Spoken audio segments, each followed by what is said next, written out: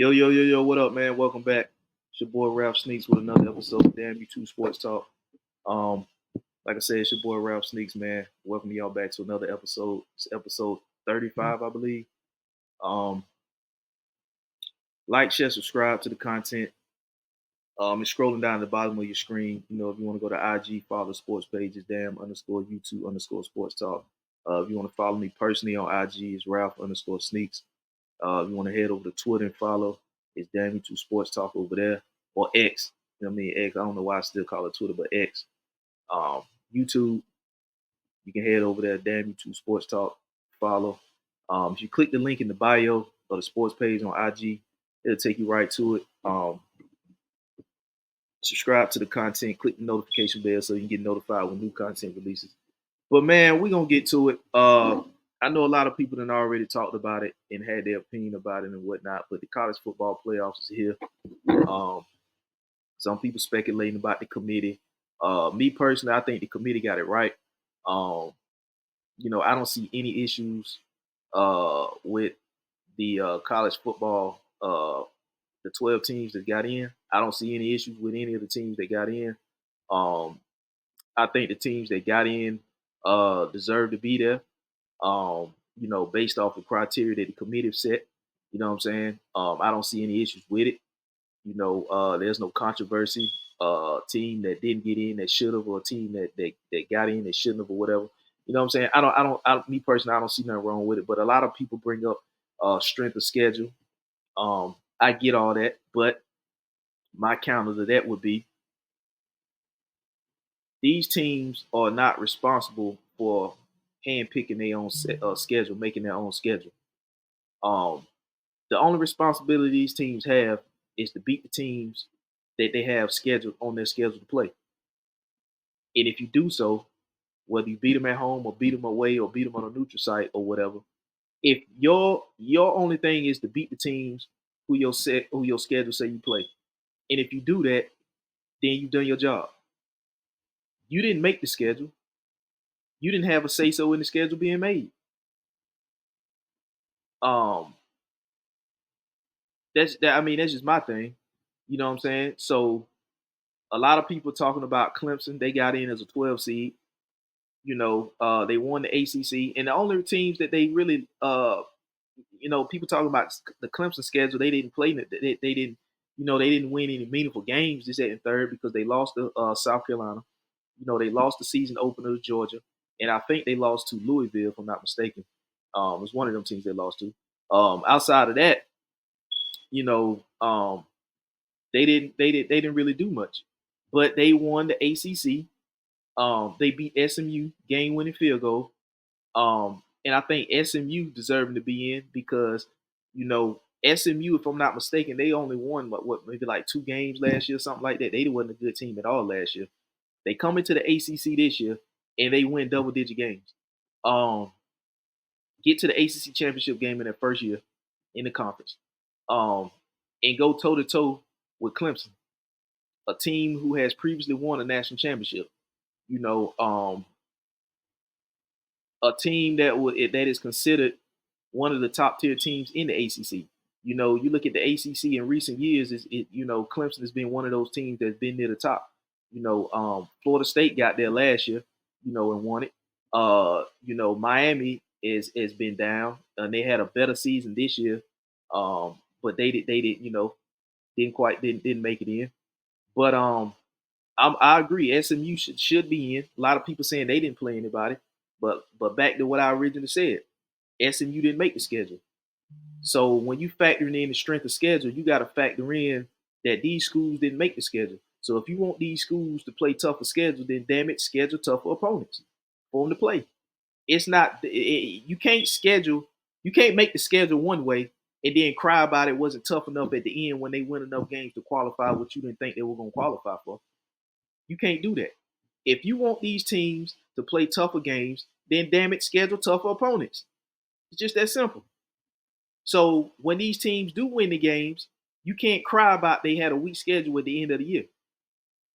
Because I can guarantee you, looking at these teams that got in, there were people that went down the schedule and said, okay, that's a L, that's a L, that's a L, that's a L. And when those L's was dubs, and then you get to the end of the season and say, well, they didn't play nobody. Well, damn it, you had them losing this game, this game, this game, and they won that game, win those games. So if you want these teams to play tougher schedules so you can talk about strength of schedule, then damn it, schedule some tougher opponents for these teams to play. Now, it's only the schedule's only gonna be so tough depending on what conference you in. Like if you in the ACC, there ain't but a couple teams over there that's gonna be on your, I think this is where, in my opinion, they need to schedule more non-conference games. Like they need to schedule um like SEC Big Ten games. Like you take South Carolina and let them play Penn State. Whether they play in Penn or they play down in Columbia in South Carolina, or they put the game at a neutral site. I don't know if they will consider that a big enough game to be on a neutral site. But you know, schedule games like that. Schedule more of those games. Schedule maybe a Bama and Ohio State type of game. Schedule a Georgia and Michigan type of game. You know what I'm saying? Schedule more of those games in the season. And when I say schedule more of those games, schedule one of those games maybe in the beginning of the season and schedule one of those games maybe towards the end of the season. You know what I'm saying? So they can't say, well, they lost at the beginning of the season. This team got no. Schedule a couple of those games, not back to back. Schedule one earlier in the season. Schedule another one like later on in the season, maybe like 3 or 4 games left in the season or something like that. Schedule more of those games. Make the schedules tougher. And I get it. You still gonna have some rinky-dink games in there, like when Notre Dame played Northern Illinois and they lost. Shit like that happened. But in my opinion, Notre Dame is a team that got in. I think they get Indiana. They get Indiana in the first round. As far as a team like Notre Dame, let me just say this, and I don't mean no harm when disrespecting a Notre Dame fan or the school or whatnot. But I think if you're gonna be an independent school, one or two things need to happen. One, your ass don't need to compete for a national championship until your ass get in a conference. I think in basketball they're in the ACC, but football they're independent. If you want to play for a national championship, I think you need to get into a conference because I don't think it's fair for teams that are in conferences to have to compete for a team that's not in a conference, and then that team that's not in a conference, such as Notre Dame, they get a chance to compete for a national championship game, meaning that they don't play a title game because they don't belong to a conference. So that's one less game they have to play versus a team that's in a conference that has a conference championship game to play, and they make it, and let's say they lose. I think that needs to be a knock against Notre Dame. I don't think Notre Dame should be able to compete for a national championship until they get in a conference. And if they don't want to get in a conference and want to remain independent, and the only reason they should be able to compete, if they are able to compete and remain independent, is they have to have the toughest schedule every year. They don't get no rinky dinks. They don't get no more Northern Illinois. They need that. They need to play the toughest schedule every year. And if it's not the toughest, it need to be top 3 toughest schedule every year. Because now, if you can get through that gauntlet of a schedule every year, then rightfully so, you should be able to compete. But if you are Notre Dame and you getting, Army or Navy and you get Northern Illinois, no, you don't get none of those games. You get every game you get is a tough game. Every single one of them. They're gonna have the hardest or toughest top 3 schedule. They need to have that, or either they don't need to be eligible to compete for a national championship until they join a conference. I just don't think. I'm just trying to figure how the hell Notre Dame gets to compete for a national championship or have a chance to compete for a national championship, and they ain't even in a damn conference. Now I get it. They play a couple of SEC schools, a couple of ACC schools, a couple of Big Ten schools, a couple of Pac. I get that, but they need to have until they join a conference. They need to have the toughest. They shouldn't have no at worst the 3rd toughest schedule at worst in the nation. And they can get through that gauntlet of a schedule, then rightfully so, they should be, play for a national championship. But if not, if you ain't gonna give them that schedule, don't allow them to be eligible to compete for a national championship until they join a conference. That's just me when it comes to Notre Dame, because I think, like I said, Notre Dame is playing Indiana. And the winner of that Indiana Notre Dame game gets Georgia. Georgia defeated Texas SEC championship game. It went to overtime. Um, Second time this season, Georgia has beaten Texas.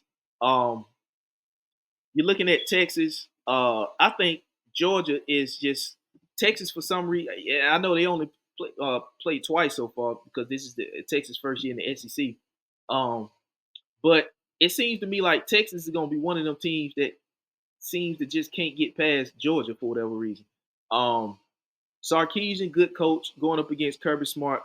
I think when you have a team like Texas, who pretty much in the first half just beat Georgia at every phase of the game, you know, they outgained them in every category. Um, and they just weren't able to put Georgia away in the first half. I think when you go up and down the field the way Texas did in the first half on Georgia, I think that you have to put them away because if you let Georgia hang around and you settling for field goals instead of putting it in the end zone, I when it got to halftime and I seen that score, I was like, man, Georgia gonna win this game because Texas had too many chances to put Georgia away in the first half. They go the length of the field, get in the red zone, and settle for a field goal. Once you go the length of the field, get in the red zone, you have to put it in the end zone at some point and put Georgia away because Georgia's good at making adjustments at halftime, coming out the second half, and you saw what happened. Georgia kind of started to move the ball down the field because they had no rhythm going in the first half offensively, and they were just Texas was going down the field at will on them defensively. And a lot of the defensive issues they were having is because the offense was so stagnant, it wasn't moving the ball. So neither the offense or the defense was playing good. Georgia's team wasn't playing good in the first half. But then when Texas go up and down the field and can't get it in the end zone, they got to settle for field goals. It's like that's not how you're gonna beat a Georgia team because Georgia's a team that go into halftime, make adjustments based off what they did in the first half, and then they come out and they do their damage in the second half. And that's what they did. They went in, made adjustments, and they started moving the ball much better down the field in the second half against Texas versus what they did against Texas in the first half. So if you Texas, you had all the opportunity in the world to put Georgia, well, not put them away, but you had all the opportunity to go up and put a lot of pressure on Georgia. But as a result, the game went to overtime. You kick the field goal in overtime. Georgia gets the ball back in OT, and they go and they score. Game over. So if you Texas, um, I think Georgia just pretty much welcomes you to the SEC. They gave you two losses. Neither one of those losses, I mean, neither one of those wins for Georgia was at home. Atlanta was a neutral site for the SEC championship game, and then early in the season they went to Austin, Texas, and they beat Texas. Played Texas much better and beat them. Played them much better early in the season than they did in the SEC championship game. Georgia, that is. Um, so if you Texas, I don't. I think. Um, I don't know, man. I just looking at that Texas Clemson matchup. I'm of the mindset that I think Clemson can beat Texas.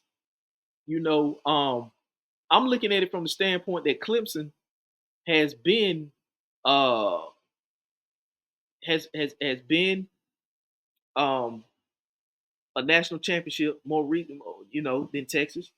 Um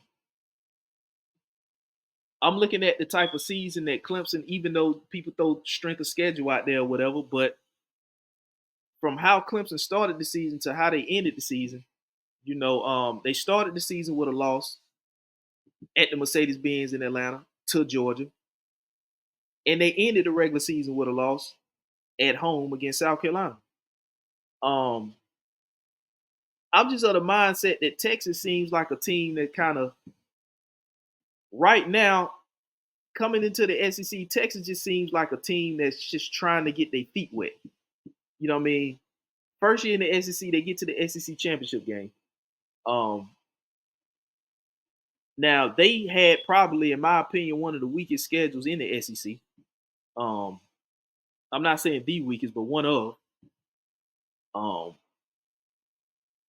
and Georgia's still a good team. You lose to them twice,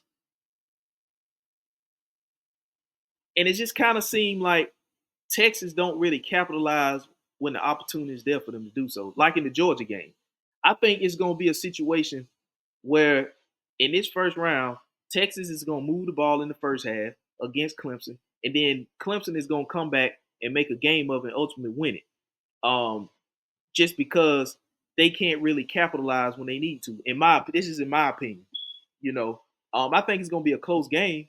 I think it's going to be similar to the ACC championship type of game. You know what I mean? With score wise, you know what I mean? It's going to be a touchdown or field goal type of game. I don't think either one of these teams is going to break away from the other. You know, I'm not looking for a 42-14 game. I don't think it's going to be nothing like that.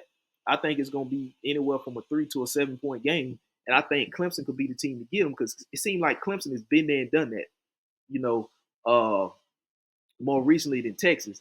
Both teams made it to their conference championship game. You know, Texas lost to Georgia. Clemson beat SMU. You know, I'm just of the mindset that I think that Clemson can edge them out.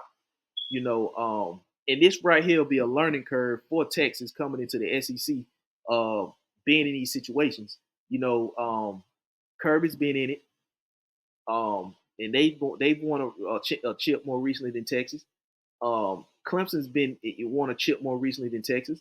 So I'm just of the mindset that this is the type of game that's going to be close, but I think Clemson can get them because it's almost like feels like Clemson's been there and done that, and Texas is just now, you know, getting in the SEC and getting their feet wet and getting, you know, getting themselves accustomed to this. So I'm a probably take Clemson in that game in a close one. Um, Another good one is be Tennessee, Ohio State. Um,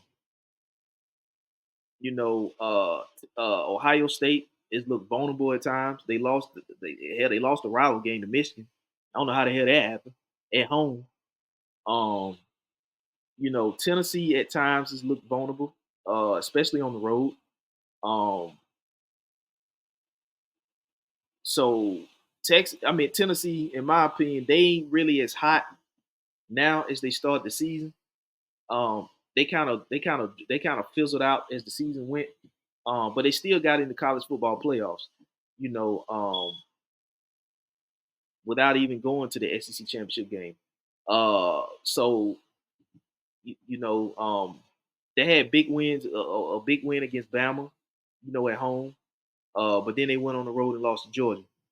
Um, so it, it's kind of this is a game where it's like two teams up and down. You know, two teams that kind of fizzled out as the season went. Um, Now, if you Ryan Day, I don't know if you lose this game, yeah, shit, bro, you might as well not even go do the post game conference, because they probably before you step foot on the field to shake the other coach's hand or player's hand or whatever, they probably already told you if you lose this game, you fired. So we already giving you, we already pre-firing you if you lose. So if you lose, we ain't got to tell you fired. We already told you you're fired if you lose. They pre-firing Ryan Day if he loses game. So, in my opinion, um, so you know, I think uh this is a game that Ohio State has to win. Um, they already ticked off and pissed off about how they lost to Michigan. You know, which I didn't think they were going to lose to Michigan. I thought that game was going to be just. I thought Michigan was just going to get all kinds of hell beat out of them by Ohio State that game. Um, so this right here is where Ohio State has to show and prove why they spent all their NIL money. You know, because you spend all that NIL money, your ass get bounced in the first round of the college football playoffs. Ryan Day is gone, and it's gonna be some more firings going on around there. So you know that wouldn't be a good look. Um, that definitely wouldn't be a good look. If you Ohio State. Um, to lose in the first round. You know, this is like I said, this is where you got to show and prove all that NIL money that you spent. This is where you got to show and prove of why and where you spent the money and why you spent the money.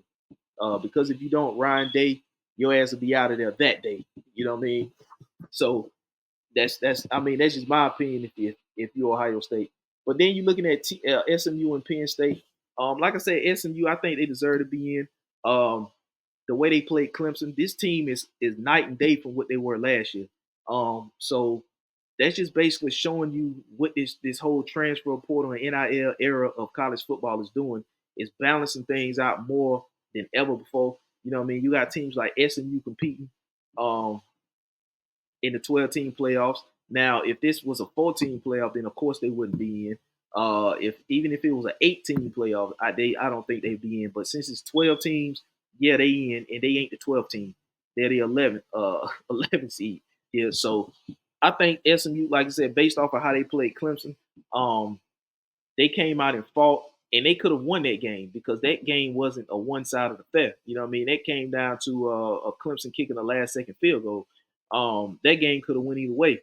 Um, it just so happened that it went Clemson's way. So I'm not gonna sit here and say SMU don't deserve a shot to be in. Now, if SMU had a went out there and just got the hell beat out of them by Clemson, and that game was like a 41-10 type game, a 41-14 type of game, then I would say no, they don't deserve to be in. But the way that they played Clemson, the way that they fought, the way that they showed and played, to basically say we deserve to be in it, I think they deserve to be in it. And the committee putting them in was the right move. Um, Especially and for me, I like seeing different teams like a SMU in there. You know what I'm saying? I don't like to see the same teams in there. You know what I mean? I think when teams like SMU have the type of season that they had, I think they rightfully so deserve a shot at being in the college football playoffs and having a shot to compete for a national championship. I don't want to see them not make it after the season they had, because like I said, last season and this season for them was night and day. They completely turned it around. Uh, they won the games that they needed to win and was supposed to win on the schedule to get to the ACC championship game, and damn near won the ACC. So yeah, they should be in. I don't want to not see them get in because they named SMU and see another team that didn't have as good of a season as they had get in because they are more of a name brand team. I don't want to see shit like that. You know what I'm saying? I want to see different teams get in. And I think that's good for college football when you get different teams in like that. It kind of opens people's eyes up to more than just the few teams that are being showcased or being talked about in the media. You know what I'm saying? And it's kind of shedding light on other college football programs. It's kind of shedding light on other players. Like I said, especially with the way the portal is going, you may see a guy playing for SMU that you recognize from somewhere else, and you didn't realize that he went to SMU, but now you see him on a team that's completely night and day from last year to this year, and now you get to see him more because they're competing in the college football playoffs for a chance at a national championship. So I like when college football is like this, when teams like SMU is getting in. Now I'm not saying SMU is going to beat Penn State, because Penn State at times has also looked vulnerable. But I think with the offense that SMU has, it'll be exciting to watch in the first round.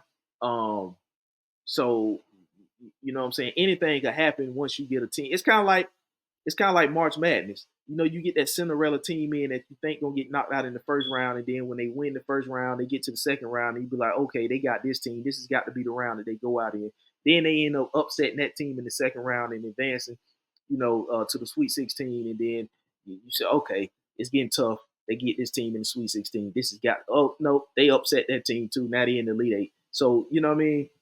I'm not saying that SMU is a team that's gonna make it all the way to be one of the Final Four teams standing, but I'm saying could be one of those. If you had to pick a Cinderella team, it probably could be a SMU type of team. You know what I mean? I'm not saying it is, but it could be. You know what I mean? If you had to pick, um, same thing with Indiana. Looking at what Indiana season was last year compared to what it is this year was night and day. You know, and they get Notre Dame in the first round. The winner of this game gets Georgia in the quarterfinals. So it's just you know, like I said, Notre Dame, man, is one of them teams where I think that it's kind of tough for me to see Notre Dame here because they're not in a conference. You know what I'm saying? Um, and like I said earlier, if they're gonna compete or have a chance to compete for a national championship, they have to, without a shadow of a doubt, have the toughest schedule in the country until they get into a conference. And let's just say Notre Dame joins the ACC. They already there with basketball, but if they take the football program over to the ACC like they did the basketball, then they would probably be competing for the ACC championship game. And I'm not saying their schedule won't get any tougher, but at least they'll be in a conference. You know what I'm saying? So, they get in a conference, they'll at least be in one. You know what I mean? They won't be independent and getting in off of them just being independent, not but being in a conference. So that I mean that's just how I feel about Notre Dame. Not to talk shit and disrespect Notre Dame, but I've been saying that for a while now. Since they've been independent, knowing they've been independent, like why are they competing? When they independent, and all these other teams have to, are in a conference and get penalized for going to a conference game and losing it, and then they get knocked out while a team like Notre Dame doesn't have to play a conference championship game because they're not in a conference. They can just sit back and let somebody win, lose, or whatever the case may be. And, as long as they do what they got to do as far as taking care of who they got on their schedule, then they will be good, you know. But like I said, I don't think that Indiana's going to beat Notre Dame. Um, I think it'll be I think it'll be a solid game, but I don't think Indiana is gonna beat Notre Dame. Indiana had a damn good season. I'm not gonna take that from them. But I just think Notre Dame got a little. I think they're just gonna have a little bit more than what Indiana can handle. Um, and even just back and forth, back to the Penn State SMU game. I think that's gonna be a good one. I think SMU, the way they spread it out and throw the ball around, and they have a quarterback that can move around. I think that's going to be a pretty exciting game. You know what I mean? Like I said, I'm excited to see a team like SMU. It's a different team than what we're accustomed to seeing in this playoff format, this 12-team playoff format for college football. So, I think this is much needed for college football. You know what I mean? I think it's kind of creating and shedding more light on and putting more eyes on other programs other than the obvious ones that they only talk about in the media. You know what I'm saying? And it's good, especially when you got the transfer portal where it's at now. The way these guys are moving around, you know what I mean? So I think these teams that are in here, like the SMUs, the Cinderella type teams, it's kind of reminding me of, like I said, March Madness with Cinderella teams getting in, and then they could upset somebody and make it further than you think they was gonna make based off the matchup that they drew in the tournament. Um, but it's just from a college football standpoint rather than a March Madness standpoint. Um, but you're looking at the teams that are already, clinched the bye. You got the Arizona State, Oregon, Boise State, Georgia. Um, you're looking at a team like Georgia. Carson Beck got hurt. Um, not sure if he's gonna be ready to go. I don't know if it was a shoulder or elbow injury or whatever. He got hurt on the final play right before the half. Took a hit as he was trying to release the ball. So I'm not sure when his timetable is to return, but you got Gunnar Stockton came in, filled in nicely. Um, I think that could be the wrinkle. Um, that could be the wrinkle there if you Georgia, because now you have a quarterback which nobody really knows his tendencies. Um, versus Carson Beck, you had teams that had actual film on him, and they know his tendencies. But now you throw a quarterback in there, um, and that's another reason why I don't think Texas is quite ready. Um, because the same way Bama threw, they had the Tua Jalen Hurts thing, and they made the switcheroo at the quarterback. Um, but it wasn't injury involved. You know what I mean? This wasn't, this is something that had to happen because of injury. Um, I, Texas, in my opinion, they should have really teed off on Georgia inserting a new quarterback, and they didn't. So Georgia having to go with a backup quarterback, teams not even really knowing his tendencies because they don't really have tape and film on him. They don't really know him like they know Carson Beck. Um, this could be the mix up right here. This could be this right here could send Georgia on a run. You know what I mean? This right here could put Georgia. Um, and he also took a big hit. Because I think whichever team either Indiana or Notre Dame, whichever team Georgia get, I think they're gonna beat either one of those teams, in my opinion. You know what I mean? They got some things they need to tighten up on the defensive side of the ball. Georgia, they have a lot of drop passes from their wide receivers. especially Smith, Adrian Smith. I don't think. Um, I think he needs to be more of a decoy because of his deep threat speed. You know, he kind of reminds me of a Ted Ginn. Ted Ginn got a blazing speed.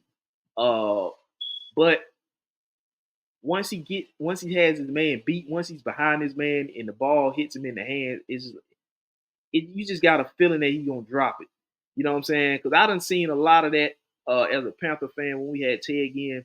Ted Ginn, blazing speed, gets behind the guy, ball hits him right between the 1 and 9, and for whatever reason he drops it. I don't know if he takes his eye off the ball because he sees so much green field ahead of him and nobody between him and the end zone, or he just too wide open and he don't know what to do being that wide open.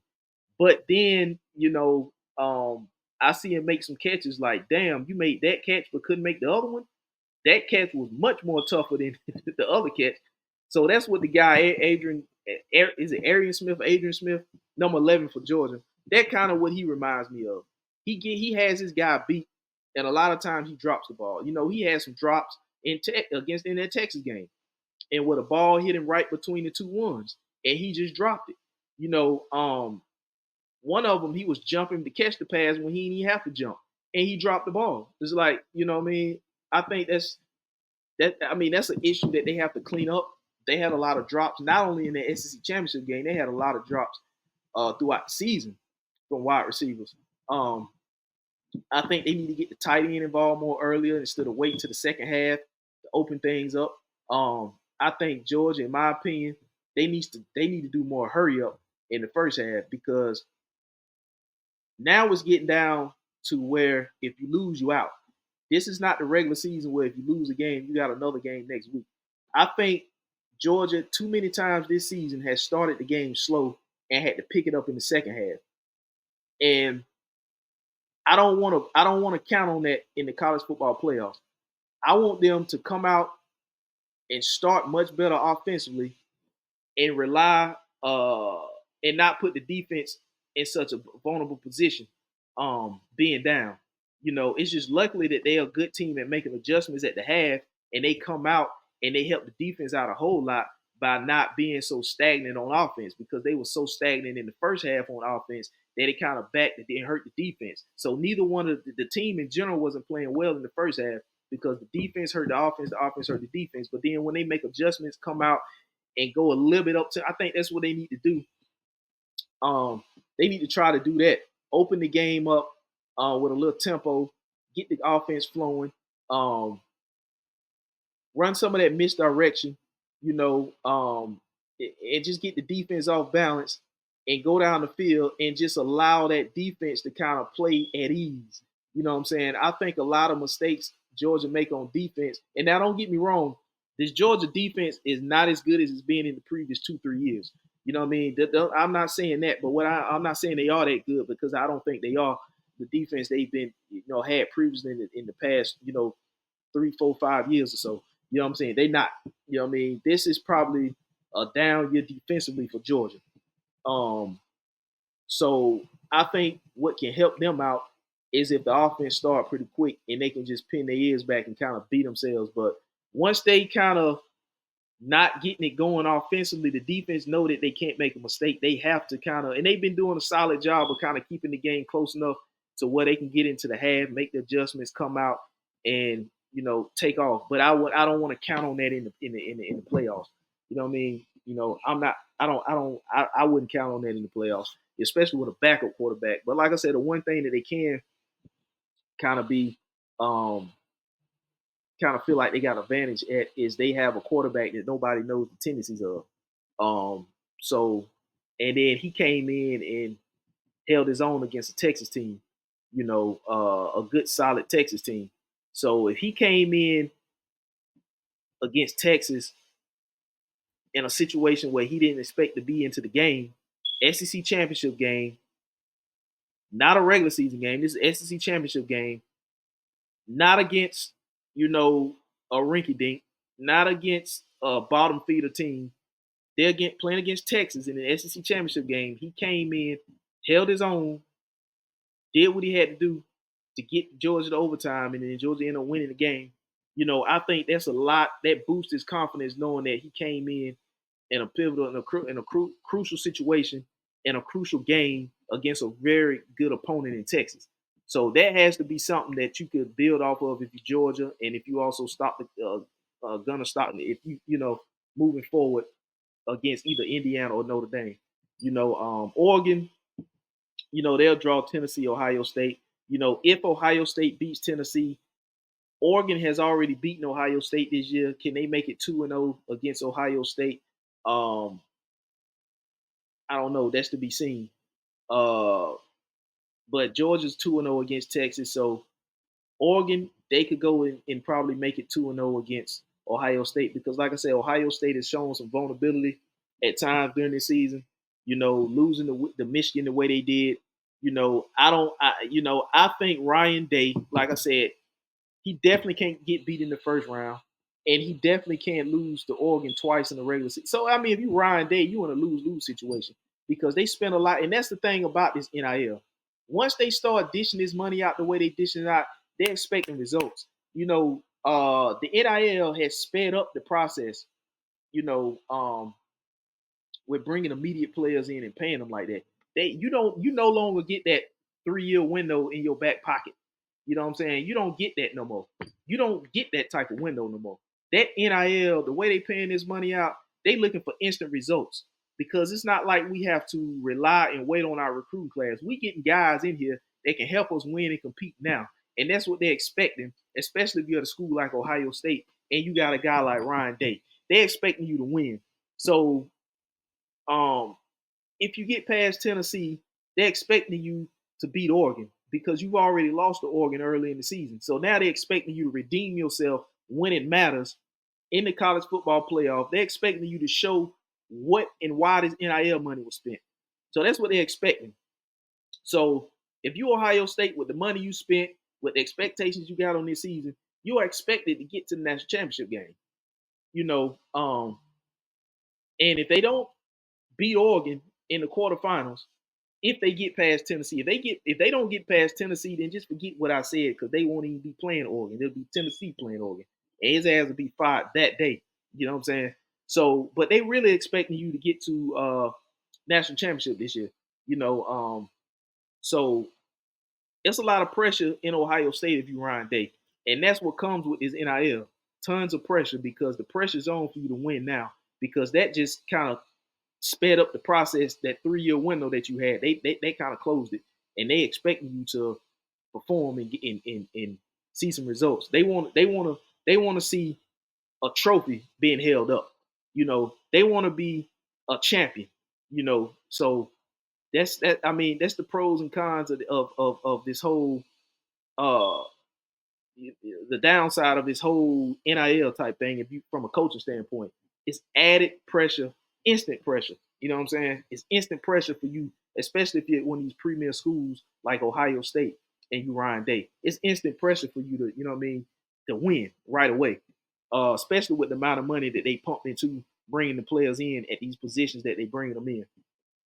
But if you're looking at Boise State, you got the Heisman Trophy candidate running back, Gentry. Genty. I don't know why I keep saying Gentry, but Genty. So Boise State, they'll get the winner. SMU, Penn State. It's hard to kind of say about Boise State.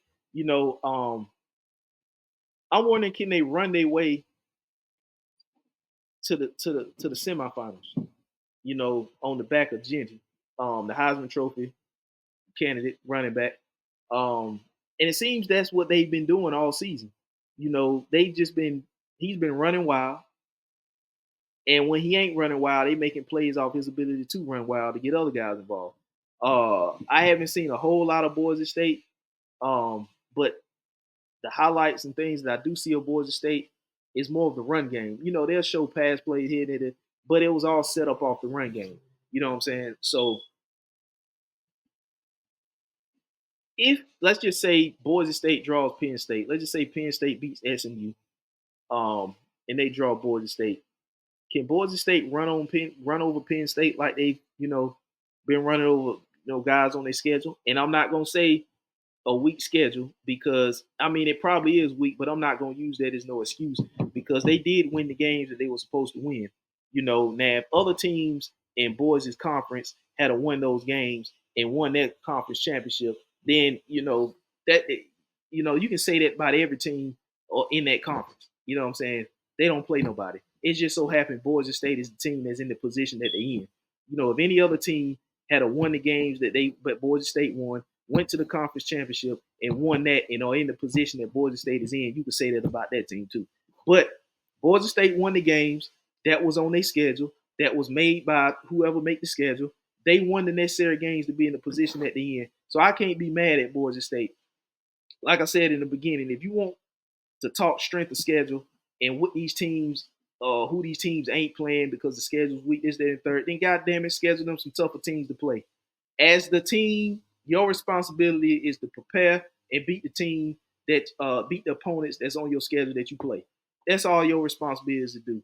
If you do that, you move on next week with another win in the win column. Damn it, you want them to play tougher teams, then damn it, schedule tougher teams. Point blank, period. But I don't think they're gonna run their way to the national championship game. You know, I just don't see it. You know what I mean? Especially when they go up against a team like Georgia. And like I said, Georgia, in my opinion, this ain't the best defense they've had in the past 3 to 5 years or so. It ain't. I think the weak point of Georgia's defense would be the secondary. Um, and I think the strongest part of Boise State's team is the run game. So the run game, and Genty is a beast. I just don't see him running all over Georgia like that when the weakest part of Georgia's game is the secondary. So if you can throw the ball against Georgia, now if Boise State can throw the ball for 300 yards against Georgia and then run all over them with Genty, then yeah. But I don't see that happening. I think, like I said, the weakest part of Georgia's defense would be um, the secondary. And at times the run game can be vulnerable, but you have to have a good mix of run pass to kind of get past the Georgia defense on the ground. But the weakest link of the Georgia defense, in my opinion, is the secondary. You know what I'm saying? So if you got a quarterback they can, and like I said, you have to capitalize because Quinn Ewers, they threw the ball all over Georgia and they still ended up losing the game because they went the distance of the field and they could not capitalize once they got in the red zone. They kept coming away with field goals instead of coming away with touchdowns, and that kept Georgia in the game. Georgia made it to halftime, very close game, and even though Texas was beating them in every statistical category of the game, Georgia got to the halftime, still being in a close game. As bad as Georgia played versus how good of a first half Texas played, they made adjustments at the half, and Georgia came out and made their move. Took the game into overtime, and once again, Texas kicked the field goal in overtime, and Georgia got the ball, and they went in the end zone, and that was the difference. Texas could not capitalize in the red zone versus Georgia did when they had the opportunity. So Georgia did enough defensively to keep the game close, even though Texas outgained them statistically in every category. You know what I mean? But um, that's just my thoughts on some of the teams in the college football playoffs. Like I said, a lot of people keep talking about strength of schedule and who didn't make it and this, that, and the third. But the one team that I'm glad they ain't in there is Bama. You know what I mean? I don't like the way they get glazed up. You know what I mean? They had bad losses at Vandy, at Tennessee. They lost to Oklahoma. They only put up a field goal against Oklahoma. But one team that I would like to have seen in there is South Carolina. I think South Carolina is a good team, and I think they would have been in there if it wasn't for that horrible call against LSU early in the season. They would have been in. That one loss hurt them, against LSU. And then they went down to Tuscaloosa and almost pulled it out against Bama, on the road. I know almost don't count, but I'm just showing you like the difference of South Carolina last year versus this year. South Carolina is one of them teams that if they had a got in, they probably would have been a Cinderella team that could have went, to the semifinals. You know what I'm saying? They play that good defense. Sellers the quarterback. He make a lot of plays with his legs. And South Carolina is stingy up front. They got a damn good defense. Beamer did a damn good job coaching that team from that year to this year. They played some solid games this year. They got some solid wins. They knocked off Texas A&M. They would have knocked off LSU if it wasn't for that call. I think it was two bad calls in that game that cost them. But the one everybody know of is that after that, can't think of the quarterback for LSU. He threw a pick six, but a flag was thrown. The pick six was taken away. Because they called a unsportsmanlike conduct penalty. After he threw the pick six, he engaged in the play and he got the hell knocked out of him. And they threw a flag on that unsportsmanlike conduct. I think that was a bad, that took away the whole pick six that he just threw, which ultimately hurt South Carolina and they ended up losing the game. I think if it wasn't for that, South Carolina would have a case to be in here. Like I said, they knocked off Texas A&M. They went down and damn near knocked off Bama. They beat the hell out of Oklahoma and they beat the hell out of Vanderbilt. Two teams that Bama lost to. And I think South Carolina's on the up and come. You know what I'm saying? That's one of them SEC teams that's on the uptick. And I would like to see a team like that in, but unfortunately, the three losses that they have, took them out. I think they were more. If it came down to South Carolina and Bama, I think South Carolina would be more deserving to get in than Bama. You know what I'm saying? And I would like, and I know you can't, and they probably would still glaze Bama to get them in over South Carolina, but I think South Carolina's a better team than Bama. That's just me. You know what I'm saying? That's even though Bama beat them head to head, I still think that South Carolina is still a better team. You know what I mean? It's kind of like football is not played in a series, so you can have one bad game. You know what I mean? Now, if South Carolina and Bama played twice in a season the same way Texas and Georgia played twice this season, and Bama beat them twice, then I would say, okay, Bama's the better team. But when you play one game in football against another team and you lose, that doesn't, in my opinion, necessarily mean you are the better team, because you could just have a bad game and that other team could just have a good game, and it just so happened to the game happened to be when y'all play each other and you lose. You know what I mean? In basketball, you play a series. You play a 5-game, 7-game series. If you beat a team 4 out of 7, then you're clearly better than them. You know what I'm saying? But in football, you're only playing one game. You can have one bad game, but that doesn't mean that you're the other team is better than you because y'all play one game head to head. You know what I'm saying? That's just me. But they're not gonna play a series in football like they do in basketball or the NBA rather. They're not gonna do that. But I still think that South Carolina was a slightly better team than Bama was this year, and I think they're only gonna get better. You know what I'm saying? They got a nice nucleus. They got a good defense. So you know what I mean. I would have liked to have seen, if it came down to Bama and South Carolina, I think South Carolina would have got in over Bama. So I don't think Bama would have got in either way. You know what I mean? Clemson winning against SMU pretty much ended it for them. Now, if Clemson had a loss, then that would have been a different story. They would probably still glaze Bama up to get them in, which like I said, I think South Carolina was a slightly better team than Bama, and I think they would have been more deserving to get in than Bama, in my opinion. But man, that's just how I feel about the college football community. I think they got the teams right, man. Excited to see these matchups. You know what I mean? Finally the committee is. I mean, you still got some, some questions. You still got some kinks and things you want to work out. There's still some things. It's not going to be full. Everybody's not going to be fully satisfied. But I think this, the way the committee got it right, this year was much better than they did last year. You know what I'm saying? Expanding it to 12 teams, which, you know what I mean? I didn't think they were going to go from 4 to 12. I thought they was going to go like from 4 to 8, then eventually go to 12, but they went right from 4 to 12. So, you know what I mean? I think it's, like I said, I think the committee got these selections right. Excited to see these matchups. Excited to see which one of these Cinderella teams is going to kind of push it to the limit. You could arguably say SMU. You know what I'm saying? It could be one of them teams that push it to the limit and upset, possibly upset Penn State. You know what I mean? It just feels like they could. You know what I'm saying? It's just that's just I mean, it's my opinion. You know what I mean? I think they probably could be one of those Cinderella teams, but like I said, man, excited for the matchups. Can't wait for them to get started, man. That's my time, man. Make sure y'all like, and subscribe to the content. Head over to IG. If you want to follow me personally, it's Ralph underscore Sneaks. If you want to follow the sports page, it's Damn underscore YouTube underscore Sports Talk. Click the link in the bio. It'll take you right to YouTube where you can subscribe to the content. Make sure you hit the notification bell so you get notified when new content releases. Or you want to follow me on X, it's Damn YouTube Sports Talk. Until the next show, man, y'all be safe.